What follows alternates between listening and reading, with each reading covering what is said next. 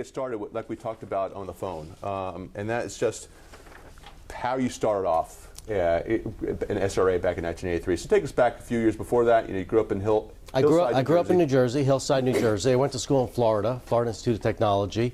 Came up to Washington to go to graduate school and started work at the Census Bureau. So I worked for the government for 7 years and joined SRA as really a project manager, technical person in 1983, working on the modernization of the Army's command and control system. SRA in those days, I think SRA's revenue before I joined was about $4.5–5 million that year. So it was a small company known mostly for analytical work, not really technology work. And I think we had the first contract that was really technical to start to do the technical requirements for the modernization of the command and control system. Moved over to the business side. I got a reputation with the Army for some of the technical work, program management I was doing. Ran a couple of Army new software development jobs. Did some joint work for DISA and some other stuff. I tell some of these stories in the book. Moved over to the business side, grew an Army business for SRA, Army IT support. Took over Defense Systems in 1997 when it was about $48 million in annual revenue. We grew it to $400 million in 7 years, all organic, no acquisitions in that. We went public in 2002. I became Chief Operating Officer. Was responsible for about 4 or 5 acquisitions, integration of acquisitions in that time. Left SRA in 2006. We were $1.3 billion. I was Chief Operating Officer at the time. I left to join a startup focused on next generation internet that was funded by the Carlyle Group and a few other investors. We ended up selling that business. I got recruited to run a subsidiary of a publicly traded IT outsourcing company that was commercial, and they wanted a government business, so they acquired 4 companies, hired me to integrate them, do some more acquisitions, grow them. The stock market crashed in 2008, so around 2009 we embarked on selling that. I remember that crash. Yeah, I remember it all too well, as we all do. So we ended up selling that company. Didn't end up selling it for a few years, but we sold that. As part of that sale, I had to sign a 2-year employment agreement, non-compete. So there were a few months at the end of that when I frankly wasn't working and they were still paying me, which so I decided to write down the stories that I tell employees over the years. I've always told stories as to why we won a job, why we lost a job, how we grew a certain customer, how we didn't grow a certain customer. I talk about the IRS in the book as one of the customers that we didn't grow well, comparing it to, say, the National Guard Bureau. So I just said, I think I'll just write these down. So I just wrote them down, stream of consciousness, and ended up with real quickly, about 80 pages. And people said, that's a pretty good book. You ought to turn that into a book. And I finally got an editor and a publisher and a writing coach who had me rephrase them in this format. She says, you can do more research, turn it into a real textbook, or just do something that's kind of easy to read and turn each of the lessons into a story that's a rule and then a short story. And it makes it an easy read. And not a lot of fluff and something that's useful. So I did that, and that's how the book came out. And it took about a year to do after we started working on it. So we talked on the phone that you had, because what I was trying to do is figure out, all right, so what are the really big things we can talk about today? Because, again, if you get the book, you'll see. And again, I know it sounds like a sales pitch, but seriously, if you get the book, you'll see there's just a ton of stuff in here that's just really valuable. And so I asked you, so what was the basic approach you took in terms of organizing and so forth, and what are some of the big topics we can talk about? So if I may, sure. You organized the rules into overall corporate strategy, business development, operations, talent acquisition. Talent management. And management, yeah. Mergers and acquisitions. And then you had sort of the overlying unifying theories here. So and rather than me forcing us down a certain direction, why don't you take us in a direction you think is the first thing you want to talk about? Well, there are 2 things that come up. I mean, one is simply growth. How do you grow a business? I mean, SRA just had a great record of both growing a business and having a good reputation for being a great company to work for. And that's really a culture and leadership sort of thing.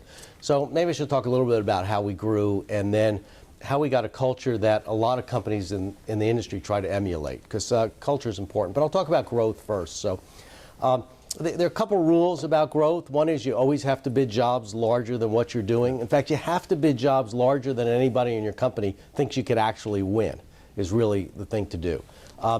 Growth isn't linear. You're not going to just win by bidding and winning the same size jobs you have today, because you're going to lose some work and grow. The only way to really grow is to do some step increases and bid jobs that are larger. I recommend to my clients that they bid. They try to have a pipeline, so they bid maybe 3 or 4 jobs a quarter that are real game changers. Let me dive down a little bit on that, right? Because that was actually a chapter I hit on, and I actually read a second time this morning, because it's just a really great insight you had here that I think is worth sharing. Because each one of the things he writes down here is not just his feelings about things, it's based upon practical experience. So talk a little more about that when you talk about that problem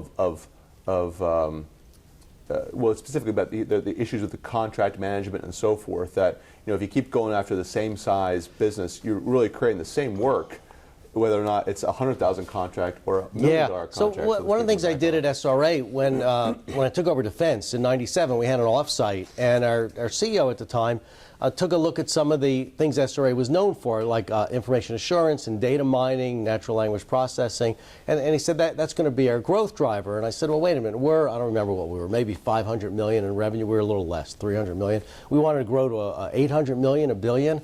And I said, those things aren't going to be the growth drivers, because those contracts are never going to be large enough. And if we're going to get to be 500 million, 800 million, a billion, you have to have larger contracts. Because if you don't, essentially your infrastructure grows at too high a rate internally. And contracts grow, your contract staff has to grow, your HR staff, finance and accounting. The only way to really grow in a scalable, manageable way is to have larger and larger contracts all the time, or you'll just die of your own weight, really. And in order to do that, you frequently then have to go after different kinds of contracts you've never won before. And that's really what we always focused on at SRA. How do you go after the game changer? When you're $5 million, how do you go after the $20 million contract? And at $20 million, how do you go after the 25 and 30 and 50 million? And when we're $100 million, how do you go after the $300 million contract and win them and then execute them? And that's not easy. It's not obvious how to do that. And that's really have a lot of rules and stories about that. So let me tee that up a little bit more for you. So there was you suggested when we talked on the phone that companies will not go after, for example, if you knew that Northrop Grumman, let's say you're a $20 million contractor, and there's Northrop Grumman is going to compete on this, and they're in the billions. And so you say, well, I'm not going to go after that because $20 billion, whatever Northrop Grumman is now, probably $200 billion. That's probably a little too big. But they're going after this, so we should not try to go after it. You're a small business owner. You manage your business, run marketing, develop products, oversee employees, direct sales, create publicity, manufacture products, ship orders, track expenses, prepare payroll, and still try to find time for your family, friends, and interests. Many small business owners wear so many hats that they run out of time to grow their business. They're busy being busy, and both their business and their personal life suffers. Now, small business owners no longer have to face these problems on their own. Created 20 years ago, the Growth Coach's proven system has helped thousands of small business owners grow their businesses and find balance between their personal and business lives. The core of the Growth Coach approach is our quarterly strategic business owner coaching program and proprietary system for business growth. Each quarter, a select group of small business owners come together with a certified growth coach to learn the strategic mindset process, share ideas for business success, and prepare for unprecedented growth. The process helps hold owners accountable to the goals they set for true implementation success. If you're ready to grow your business and regain control of your life, call the Growth Coach. We'd love to talk to you. The Growth Coach.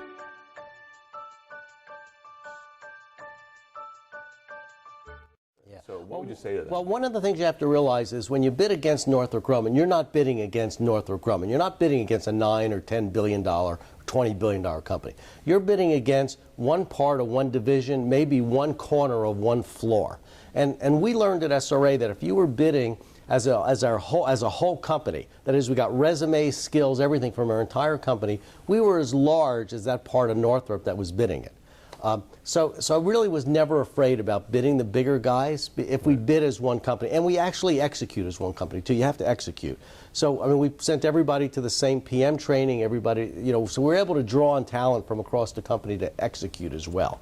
But, of course, there's another lesson in there, and that's when you're bidding against a company much larger than yourselves, you can't bid on their turf. You can't just say we can do it better. So I'll tell the USAID story. Yeah, perfect. Got it highlighted here.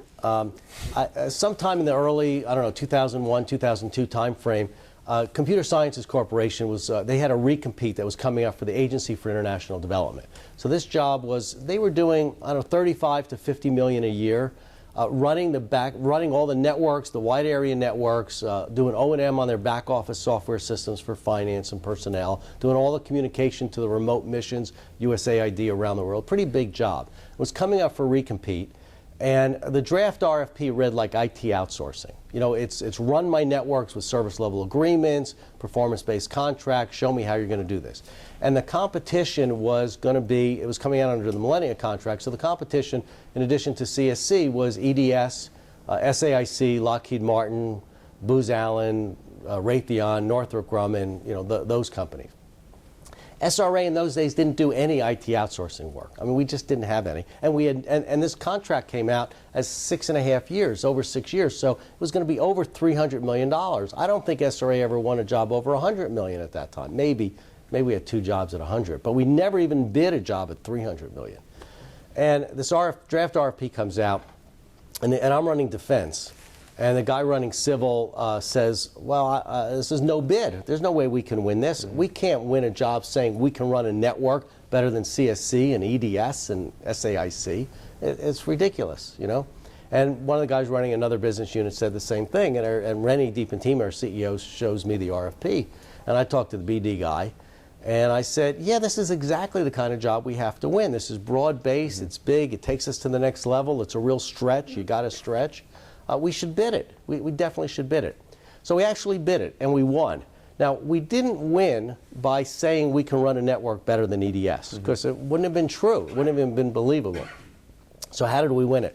Well, we won it by realizing, and this is probably the most important rule in the book, if you haven't already learned this in your business, it's that every time a customer asks you to do something, there's always an underlying problem that they probably haven't told you about. And your job is to figure out how to solve that problem. How are you going to solve their broader problem? And one of the things we realized is that the CIO of USAID, like every CIO in government, one of their underlying problems is to get their arms around all the IT dollars spent in their agency. Because what happens in every agency, and I don't care whether it's the Army or USAID, is most of the IT dollars are spent by the program people. They're not spent they're not in the IT budget. They're spent helping the programs. When something goes wrong with their IT system, they call up the CIO and say, hey, can you fix this? So the CIO says, why don't you come to me in the first place and ask me to build your system? So that's what they want, is they want their customers to come to them with more IT dollars. So when we bid this job, and most of it, there was a 2-hour orals. And so I ended up bidding myself as PM, and I tell the story in the book of how that came about. I mean, I'm running, $200 million worth of business, and I bid myself as PM on a USAID job, and I'm running defense, but it was what we had to do to win. So I go to orals, and I didn't come up with the strategy, but basically it said,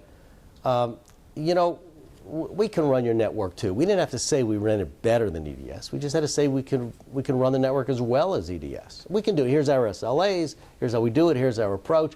Frankly, any of your contractors can do this, right? Not a big deal. But here's what we're really going to do for you. We're going to show you how we can help you and work and partner with you to get more business so you're more successful with your customer. Yeah. And the CIO goes, yeah, that's what I need. That's exactly what I need. And we won. And the amazing thing is we actually did it. So you can't just say these things. You have to work hard to do it and figure out how to do it. So we grew that contract that was running 35, 50 million a year. We grew it to 125 million a year by getting more money from their customers. And so for what it's worth, what he just said is extraordinarily important. I mean, it's part of my business is sales and business development consulting. Jeff Ney, who couldn't make it here, he's my sales trainer. It's a big thing he does, and I have two systems engineering degrees. The same thing is on systems engineering. If you don't take the time to understand what the customer's real requirements are, you're not going to win the work. And when we were talking on the phone, I can't tell you how many times I've spoken to rooms on doing sales training and so forth, and I'll get someone always fighting with me about government contracting. Oh, it doesn't work, government contract. They just give you the RFP and that's it. You just respond to that. I said it's equally as important. You have to understand exactly what their issues are, so that, and I'm going to give this right back over to you, because we talked about this in terms of this new lowest cost, technically acceptable paradigm, right? And what that means today, in today's day and age. We threw a couple of terms here, SLAs, orals, so forth. Anyone here not understand the government contracting business or doesn't really work in that area? Okay, so I want to make sure we're using terms that all make sense here. So if you can, just expand a little more about that, because you told me what you found out about the LCTA. LPTA. So there are a lot of jobs that go low price, technically acceptable these days. Yeah. And I found that when I've spoken with senior government acquisition officials from both DoD and civilian government, and I ask them why certain jobs are going LPTA, they don't say it's because of their budget. That's not. I've never heard anybody give that reason. In fact, they always say something like this. They say, we can't tell you guys apart. You all look alike. Your websites are all the same. You all claim the same capabilities. The only way we could tell you apart is price. You're just not differentiating yourself. I had a DLA, senior DLA official. I asked him about a procurement that was coming out, LPTA, and it was an IDIQ contract, and it was for project high-end analytical support. So the contractors in there were this company that we bought called Vector Research that was high-end analysis, Robbins, Joya, Booz Allen. And I'm like, this isn't commodity work. Why are you doing it LPTA? And he said, well, the truth is we have a stable of contractors. We know you can all do the job. I don't really care whether it's you or Booz Allen, right? You're all the same to me. So we're just not doing a good job as an industry differentiating ourselves. So if you're in a job and it's LPTA and you're in the procurement, there's not a whole lot you could do at that point. But if you know a customer is leaning toward LPTA, realize that the reason they're doing it is because they don't think they're going to get different proposals anyway. So what you had to do is, and what we did with DLA on this job, was we convinced them that they didn't want to just have a plain vanilla technical prop, because they could get an outlier who they didn't know that they'd have to give the job to. So we got them to raise the technical bar. And Army acquisition officials, others, are saying now, yeah, we've got to, if we're going to do LPTA, let's make sure we understand what really is technically acceptable. Work with the customers to raise that bar. And then give a way to really differentiate yourself, because it's still possible to do that. And there are lots of jobs and lots of customers who will really decide who they want and frankly negotiate, frankly give you Q&A during the proposal if your price isn't quite right. And they'll help level the price even during the acquisition. And there's some things I can talk about costs later on as well and how to deal with that. Well, let's move over to someone else, though, because I want to make sure we cover a couple of big areas here. Yep. So how about talk a little bit about culture, right? And well, this first note here, my first note from our culture conversation, culture is a differentiator. You just talked a little about differentiation. Why don't you talk a little about that? So culture really is a differentiator. And culture was really important at SRA, and Ted Legacy, our first COO, the first employee at SRA, he started a class in culture and values early on, which I redid. But I'll give you an example of how it really is a differentiator first, and then I'll sort of generalize it a little bit. So around 1990, SRA is a small company, $30, $50 million, certainly not larger than that. And we were working as a sub on the Army's Worldwide Military Command and Control System, the job I joined SRA for. And the joint Worldwide Military Command and Control System modernization was coming up for recompete. And GTE had the contract. GTE had the contract for 5 years to modernize the joint Worldwide Military Command and Control System, what is now called GCCS, Global Command and Control System. And GTE could not deliver a line of code in 5 years. They had a 5-year contract, total failure. It was run by the Air Force Special Projects Office. Total failure, and the DoD canceled the program, eliminated the Air Force Special Projects Office, and gave the contract to a new agency, DISA, that was just established, and said, run a new procurement. And SRA decided to bid it. We had never bid a job anywhere close to that as a prime. We were a sub on the Army's version of it to TRW, and they frankly weren't doing well either. And we decided to bid it against CSC, and TRW was bidding it, and all these other companies, GE Aerospace, all these big names. And we were, like I said, certainly no larger than $50 million that year, I think a lot less. And we won, and I can talk a little bit again about how we won that job, but more importantly, we actually delivered software.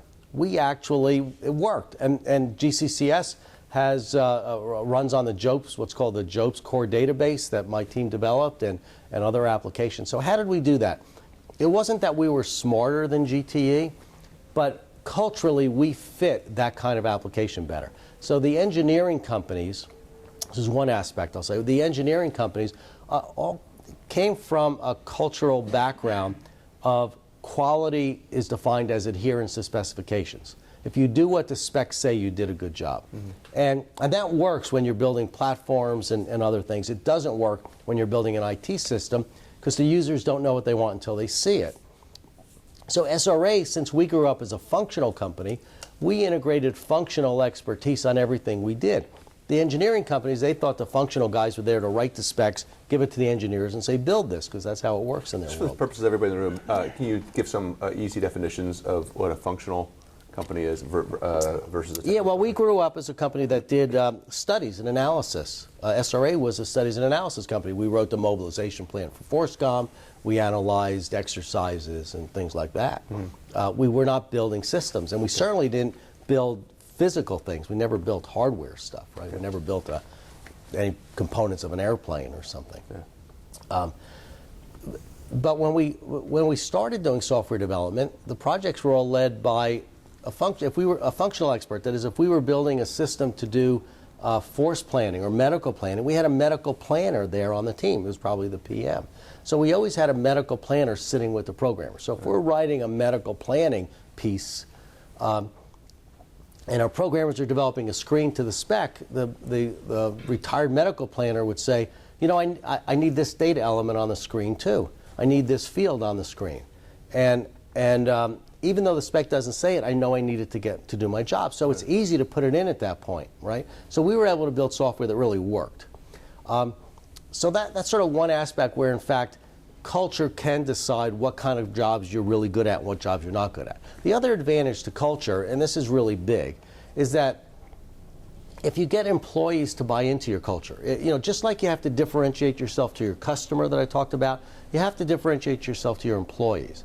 And if you get employees to buy into your culture, they become more engaged. They really care and become enthusiastic about your business. So companies like SRA and SAIC that had a very strong culture, the employees really got bought into that. Now at SAIC, it was the employee ownership in those days. But they made that a big deal of all their presentations, their proposals, but they bought into it. It made for engaged, active employees. And when you have an engaged workforce, instead of just people who are there doing their job for 40 hours a week, you do end up being more concerned about what you're delivering to your customer. You wrote about in the book about a situation, I think it was really when you had a management offsite, and you guys all talked about commercial.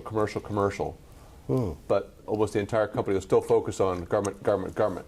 And you talked about how you were talking specifically about strategy, but you talked about buying and so forth. Can you talk a little bit about that example, about how you guys forgot about that a little bit? So back, SRA had always talked about going public.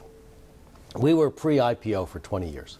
So the leadership thought that if we had a commercial business, we would be valued higher by Wall Street when we went public.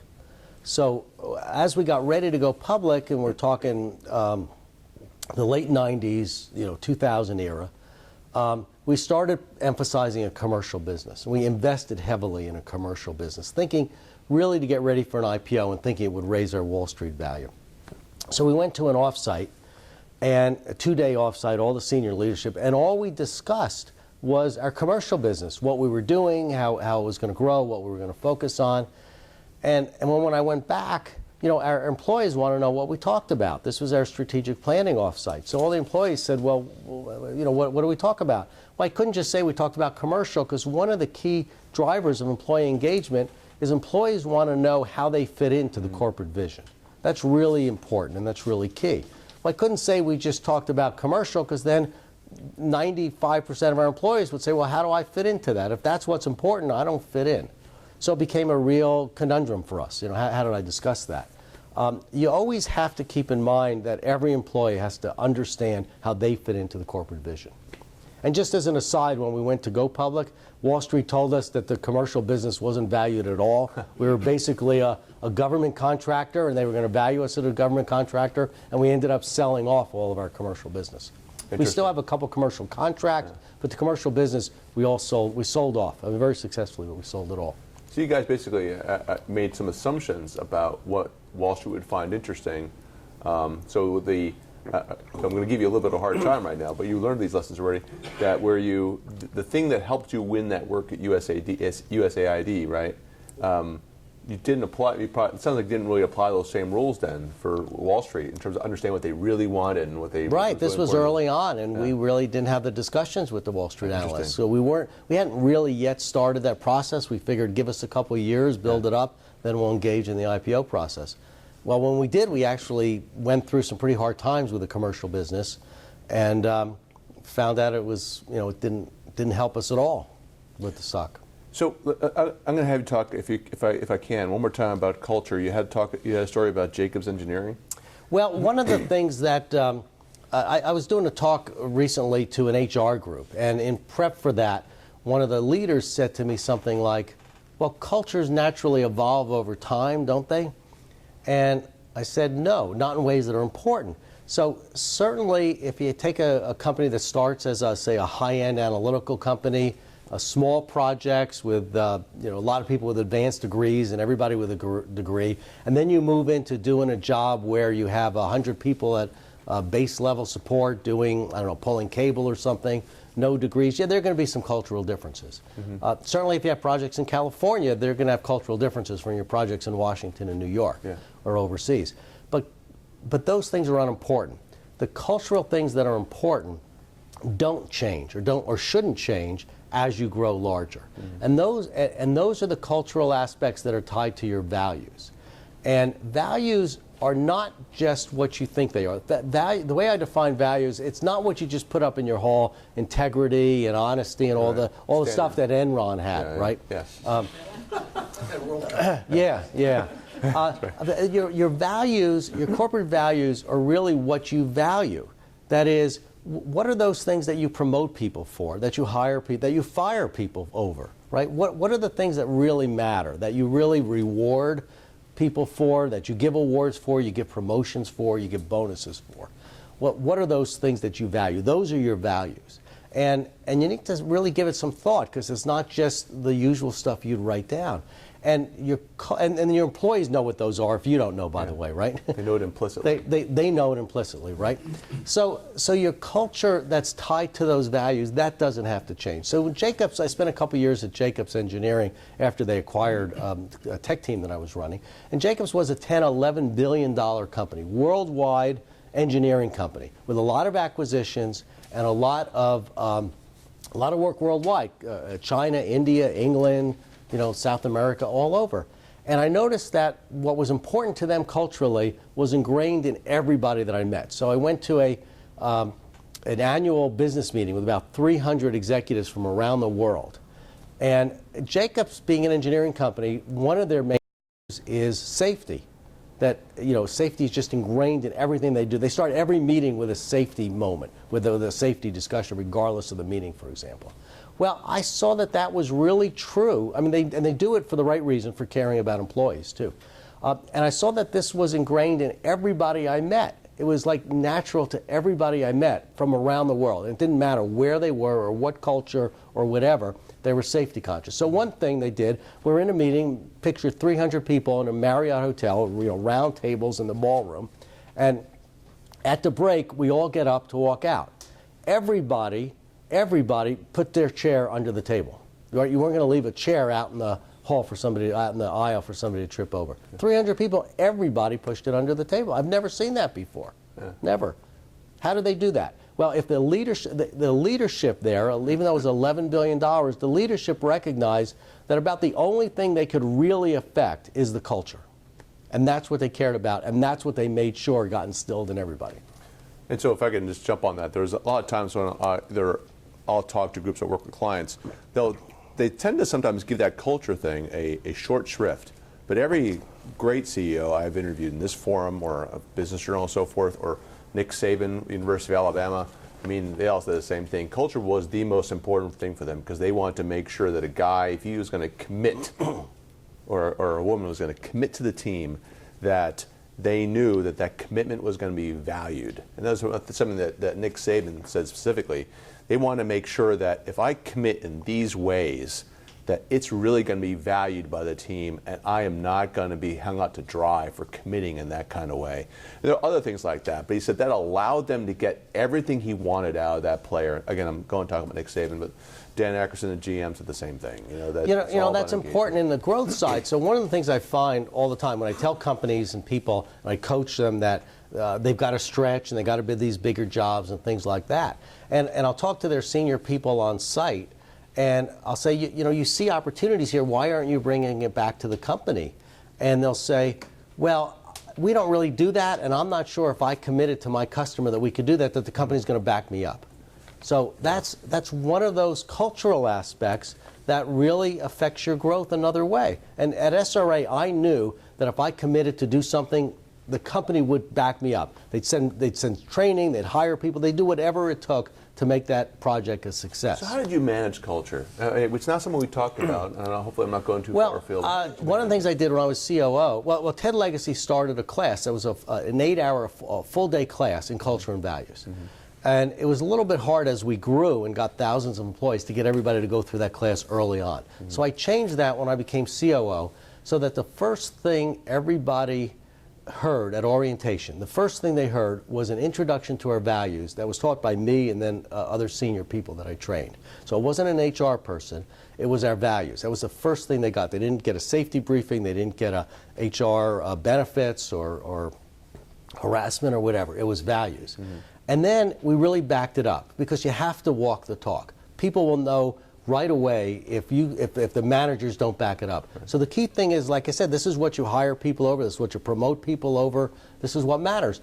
There was an early story I told in the book when I first joined SRA. Well, SRA had a culture of best idea wins. And a lot of companies say they have a culture of best idea wins and they don't. And one way to tell is whether or not you have a culture of asking questions when people disagree with you. But I remember in a best idea wins culture, we had a lot of retired military officers working there.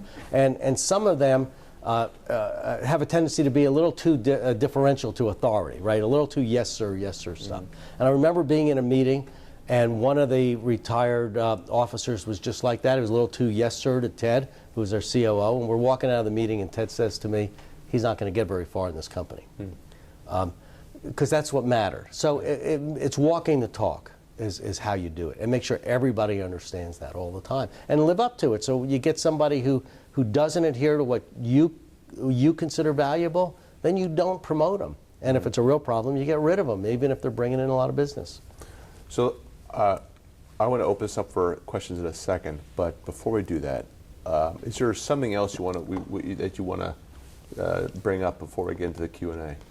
We can get into Q&A unless you have something.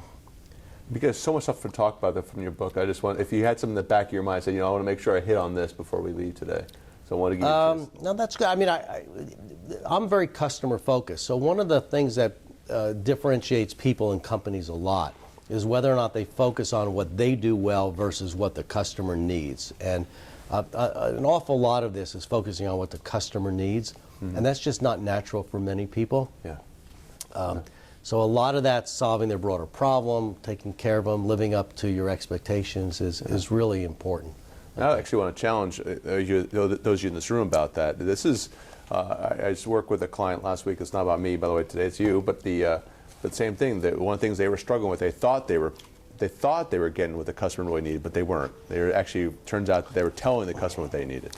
And so it's a conversation about that. It's very, and it is important that you differentiate yourself to your customer and to your employees. And that's, so when you say how do you instill the culture, it's making sure you understand what you want, how you want your employees to behave, and what you are going to reward them for and punish them for, and figure out mechanisms to reinforce that all the time. But you have to have that. And too many companies, even large ones, even large companies that I consult with will say, well, we don't really have any differentiators. We're not different.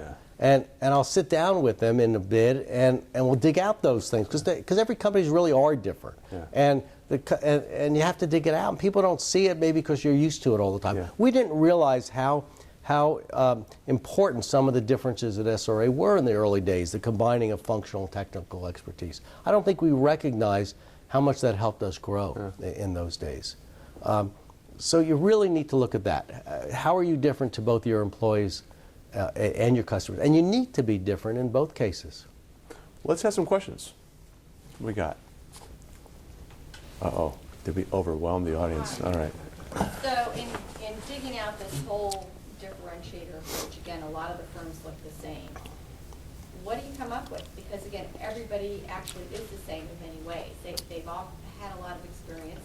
They're all highly educated. They all write really well. They've got reach back to other people. If they Well, they actually don't all have that, and they certainly don't all have that the same way. When you talk about reach back, everybody talks about reach back. It's done way differently in every company, for example. Jacobs actually does reach back really well. We were bidding a job for the DLA, and we needed some resumes with oil and gas experts. Now, Jacobs' $11 billion company, their biggest customer is BP. They have a lot of that. Well, our team was able to get 2 or 3 resumes to bid as key of oil and gas experts. But what was really good was I never got involved in that. Our project people were able to get that on their own. I'll guarantee you can't do that at IBM and some other companies. Yeah, IBM can say they have reach back. I don't want to talk ill of a company, but it's difficult in a company like that to find that reach back in person. So how you do it and how things work is very different in every company, how they set up their IT. So one of the big differences that I see between systems integrators, anyway, between the real solution providers in town, is how they handle the tension almost between the customer-facing organization and the technology organization. So one of the questions that every company in our space faces is you've got to be really customer intimate and understand your customer and have some people who are just tied to the customer, but you also have to understand technology. You have to have solutions, whether you're doing ERPs or analysis or business intelligence, and that always causes an organizational conflict. So how you organize, how you handle that is different in every company that I've spoken with. And I have ideas as to what works better than others that I talk about in the book, but every company does that differently. And every company has a little bit different, should have a little different slant on how they present that as a benefit to the customer. And they don't. But it is different in every company that I've spoken with on how they do that between that. There are some differences that you don't realize they're differences because you're just used to this is the way we do things. You think everybody else does them the same way, but they don't. They're not organized the same way. They don't get that reach back. They don't combine technical expertise with customer expertise the same way. They really are. So it's a matter of digging that out and sitting down and saying, how do you really do it? That's one of the advantages, by the way, of hiring someone like you or the Spectrum Group and so forth, right? I mean, it's to get an outside set of eyeballs. Yeah, AJ. So, thank you. I have a question. Now, I haven't dealt with this on the government sector, but in the commercial sector, you occasionally come across people who want to do the RFP type of format. And you do have your profile buyer who want to control the bidding process in such an organized way that it makes it very difficult for you to ask the questions you want to ask to be able to understand what the core problem is underneath it. And in my view, it's the process of asking those questions that allows you to begin differentiating from the get. So I guess my question is, in your experience, how do you manage that barrier when you confront that barrier? Yeah, so that's a really good question, and that's actually the major difference between commercial and government contracting. I have a diagram, it's my only diagram in the book, of the difference between government and commercial contracting. It's exactly that, and I'll tell you how to deal with it in a second. But if you look at a graph, and I'll just draw a little graph here, if this is amount of communication and this axis is time, and you look at the amount of communication between buyer and seller. In the commercial world, it sort of goes like this. As a commercial world, when you get ready to buy, if you're going to buy a car, when you start off buying a car with your sales guy, you're not saying much at all. You're just looking. As you get closer to buy, you're saying, well, the guy down the street's offering me a car with more options, a little bit, right? You're conveying a lot more information. The government space is exactly opposite. The curve looks like that. It's as the government gets closer to buy, they shut off all discussions except formal. So how do you deal with it? Well, the way to deal with it is to ask these questions up front as early as you can. That's how you deal with it. You just try to turn that curve around. And it's important to understand what questions to ask. So some people or business development folks have told me that the most important question to ask a customer is what keeps you up at night? And that's like not even high on my list as the most important question to ask the customer. Because what keeps you up at night isn't what makes the customer successful, it's what keeps the customer from getting fired. It won't get to what that underlying problem is. Remember, you got to figure out what that underlying broader problem is and solve that. What keeps you up at night is what keeps them from getting fired more than anything else. So you want to ask more open-ended questions like, why do you want to do this? What are you trying to accomplish? What is it going to do for you? So you want to ask those kind of questions. So the real key is to, from a tactical standpoint, I talk about using account managers. The problem that most companies have is they don't have anybody at a senior enough level asking those questions of the customer. One of the problems we had at IRS, so we were working at IRS, we were doing $25 million a year around 2004 at the IRS. We had about 5 different projects. We were doing software development. We were doing a help desk and information assurance. We rolled out Tivoli. Do you know what Tivoli is? Tivoli is a network operations center. We rolled out Tivoli to 120,000 users at the IRS. The largest Tivoli rollout ever, 120,000 users successfully. We were doing all this stuff. And I go in to talk to the CIO of the IRS, and at the time, and he said, we just awarded some big contract to, I forget who. And he said, when the senior people at IRS discussed who could do this kind of job early on, SRA's name never came up. They think of you as a niche player, not as a major solution provider. And I said, but we're doing all this work here, all this different stuff. And they said, well, we think of you as a niche player. That's how they think of you. And I know you don't want to be thought of that way, so I thought I'd tell you. Now, compare that to our experience at the National Guard Bureau, where we were doing project management support for a program called RCAS, Reserve Component Automation System. We were doing low-end project management support, like coffee and slides, really low-end stuff, right? And an entirely different job for the National Guard Bureau was coming up for recompete. It was an EDS job running the Army Guard's wide area network, countrywide, linking every state and armory and everything. And the deputy CIO says to our account manager, you guys ought to bid that. When our account manager said that to me, I was like, why would they say that? All we're doing is this low-end PM support. And I went to see him. I actually ran into him at a Guard conference. And he says to me, you guys ought to bid that. So we bid it, and we won it, too. And why would, here the Guard, where we're doing a real little nothing job, think of us as being able to solve some bigger problem and take on EDS and the big boys. And IRS, where we're really doing a whole lot, thinks of us as a niche player. What's the difference? And the difference is, at the IRS, we just had a bunch of project managers nose down doing their job. Nobody was focused on the IRS's broader problems. Nobody was in there as an account manager for the IRS. The National Guard Bureau, we had an account manager, it was Mike Yoakum, and he would spend every Friday, he would start off at the National Guard Bureau headquarters, having coffee with the senior people there. And after a couple of years, this wasn't like a 2-month thing, after a couple, they realized that Mike understood what they were really trying to do, what they wanted to accomplish to be successful. That's gold right there. Any other questions? Yeah, Mike. Sure. Sir, some great parallels as you were talking about getting started. When we just went for an LPTA and we were going up against Deloitte, who had had it for 5 years and the same personnel for 13 years, it felt like, how could we possibly do this? And then, kind of like you described, put yourself on as the PM, we put our president in as the senior financial analyst. And we won and discovered that we're on par.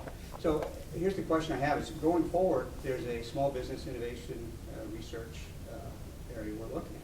But to do well would require partnership with a large, with research background. So how would you differentiate yourself, market yourself? How do you take a small, that's maybe known to a few folks, a few leading technical folks to large, but not broadly known? How would you try to get them to follow you into something like that? How would you get a large business to follow you in? Well, the large businesses understand that on an SBIR, it might be a little different. There might be 2 areas. But generally speaking, small businesses have to differentiate themselves to the large businesses, right? You have to do that. When I was at USAID, I used to run a lot of small business forums, and small businesses would come up to me and say, we'd like to be your sub. And I'd say, what do you do? And they'd say, oh, we're just like mini SRA, we do everything, right? And I'd say, forget it, right? So you have to differentiate yourself. Usually the easiest way is not technically, because the small businesses are just like run networks. There's like hundreds of thousands of them, right? I mean, there's 150,000 companies, by the way, who do professional services for the federal government, right? So usually the way you differentiate yourself to the large business and say you have an in is by saying you have customer contacts, right? Customer knows you, you understand what their underlying problem is, you got that functional expertise. That's usually the best, the most successful way. On an SBIR, it could be because of some technology that you have, right? I mean, that could be a technology thing. But more likely when you're trying to go after a job as a small business and you need a large business to back you up, it's your customer contacts that'll do it. In this case, it's understanding the mission and their technology. Right. The largest technology. Yeah. But it's one of those two. It's usually the former. Thank you. Another question? Okay. Time for one more? Yeah. What would you say are the most important elements of being a winning bidder, paying the right price on an acquisition, and then making sure the acquisition is successfully integrated into your firm? All right, so that two different questions there. I try not to confuse bidding and execution. Two different questions. They're both are important. So in bidding, and it's a longer story, and I actually have several rules that deal with it. Like we did at USAID, you can't bid against a bigger company straight. You can't win on their terms. So the important thing is to write a winning proposal. You have to, one, be compliant and have a good, solid technical solution, but that doesn't win. Good proposals don't win, right? Everybody writes a good proposal. So you need to figure out a way in your proposal so that every section, not just high-level themes, but every section has something that an evaluator can write down as a strength. What the evaluators do when they write the proposal is they read your proposal and they write down strengths and weaknesses and risks. Risk is important on every job. So where most people fail is they'll start a proposal and they'll get a smart group together and they'll come up with a half a dozen themes, hand the themes to the writers and say, go write. And then we'll go to red team, and at red team everybody says the themes don't come through, I don't see them. Well, no kidding. You're writing some section, you got some technical guy writing a section on desktop virtualization or help desk, and you got some high-level theme, and they can't make the connection, right? The way to win is to get something that the evaluator could put in a debrief as a strength. That's what they send up to the evaluation people. So, and I've got some ideas. I actually have tips in the book of how to do that, okay? So you got to differentiate. You got to be bold. You got to come up with something to be different, something to be a little bit better, a little different that they could write down. It could be on the price side.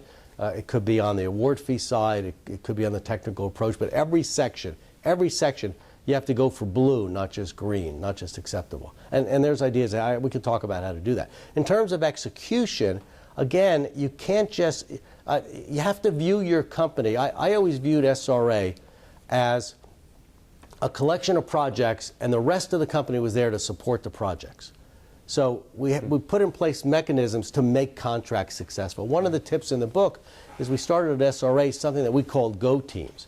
That is, when a project would kick off, we would have a meeting where we would discuss, does the project manager and the team really understand the requirements, and does he have the resources to execute well? So it wasn't this usual kind of review, give us a review, tell us about your program.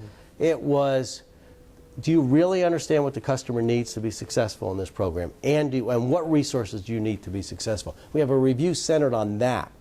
And that's a different kind of review that I haven't seen in a lot of other companies, right? And then the company's got to back you up and make sure you get those resources to be successful early on. And you have to have a culture where people ask for help. We used to have a saying at SRA that asking for help is a sign of wisdom, not weakness. Yeah, right. You want to have this again where culture is a differentiator, right? People have to have a culture that they're going to ask for help early when you could still help them.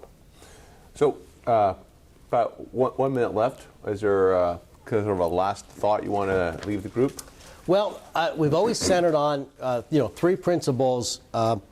Take care of your customer, number one. Take care of your people and manage yourself well. And take care of your customer, everybody talks about that, but that means always do what's in your customer's best interest, even if it's not in your best interest. Take care of your people, because obviously that's what we are. Manage yourself well means managing to common sense and business sense, and it also means, and I talk about this a bit, it means managing to leading indicators, not trailing indicators. So when you start managing to things like revenue and profit and earnings per share, you're managing to trailing indicators, and you're probably trying to dig yourself out of a hole you didn't want to be in. You want to manage to things like leading indicators, like your backlog and your pipeline, and things that you want to manage to the future kind of stuff. So take care of your customers, take care of your people, manage yourself well. And manage yourself well is really the key on what I mean by that. All right, so the last thing is just 0 to a billion. If he has some copies up here, and I don't normally recommend books.